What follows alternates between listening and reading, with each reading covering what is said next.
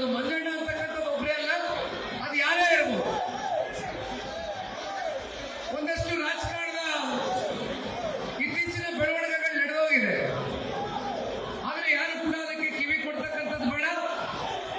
ನಾನು ಈಗಾಗಲೇ 2-3 ಬಾರಿ ಹೇಳಿದ್ದೇನೆ, ನನ್ನ ಮನಸ್ಸಲ್ಲಿ ಮಂಜಣ್ಣ ಅವರೇ, ಮಂಜಣ್ಣನ ಮನಸ್ಸಲ್ಲಿ ನಾನಿದ್ದೀನಿ. ಜೈ ಜೈ ಕರ್ನಾಟಕ. ಬಹಳ ಮುಖ್ಯವಾದ ವಿಚಾರ, ಗೊಂದಲಗಳಿರ್ತವೆ, ಅದನ್ನು ತೆರೆ ಎಳೆಯೋದಕ್ಕೆ ಬಂದಿದ್ದೀನಿ, ದಯವಿಟ್ಟು ಅರ್ಥ ಮಾಡ್ತೀನಿ. ಸೆಕೆಂಡ್, ಈಗ ಇತ್ತೀಚೆಗೆ ಟಿವಿ ಮಾಧ್ಯಮದಲ್ಲೇ ಒಂದು ಅಪಪ್ರಚಾರ ಆಯ್ತು. ಅದು ಏನು ಅಂತ ನಾನು ಹೇಳಲ್ಲ, ಕಾಲೆಲ್ಲ ಮುಟ್ಬೇಡಿ ದಯವಿಟ್ಟು. ಯಾರು ಅದಕ್ಕೆ ಕಿವಿ ಕೊಡಬೇಕಾಗಿರ್ತಕ್ಕಂಥ ಅಗತ್ಯತೆ ಬೇಡ. ನಿಮ್ಮೆಲ್ಲರಿಗಿಂತ ಚೆನ್ನಾಗಿ ಮಂಜಣ್ಣವರೇನು ಅನ್ನೋದು ನನಗೆ ಗೊತ್ತಿದೆ. ದೇವೇಗೌಡರು ಸಾಹೇಬರಿಗೆ, ಸನ್ಮಾನ್ಯ ಕುಮಾರಣ್ಣ ಅವ್ರಿಗೆ ಮಂಜಣ್ಣವ್ರ ಮೇಲೆ ವಿಶ್ವಾಸ ಇದೆ.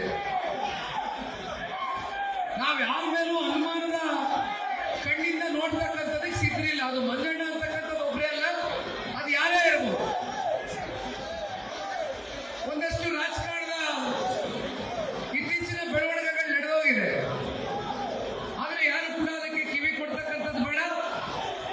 ನಾನು ಈಗಾಗಲೇ 2-3 ಬಾರಿ ಹೇಳಿದ್ದೇನೆ,